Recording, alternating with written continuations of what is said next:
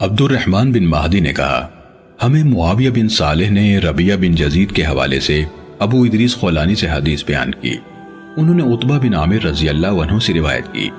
اسی طرح معاویہ نے کہا، مجھے ابو عثمان نے جبیر بن نفیر سے، انہوں نے عقبہ بن عامر رضی اللہ عنہ سے حدیث سنائی۔ انہوں نے کہا، ہمارے ذمے اونٹ چرانے کا کام تھا، میری باری آئی تو میں شام کے وقت ان کو چرا کر واپس لایا تو میں نے رسول اللہ صلی اللہ علیہ وسلم کو دیکھا، آپ کھڑے ہو کر لوگوں کو کچھ ارشاد فرما رہے تھے۔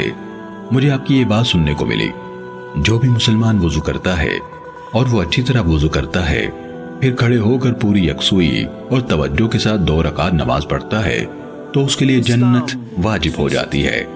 میں نے کہا، کیا خوب بات ہے یہ؟ تو میرے سامنے ایک کہنے والا کہنے لگا، اس سے پہلی والی بات اس سے بھی زیادہ عمدہ ہے۔ میں نے دیکھا تو وہ عمر رضی اللہ عنہ تھے۔ انہوں نے کہا، میں نے دیکھا ہے تم ابھی آئے ہو۔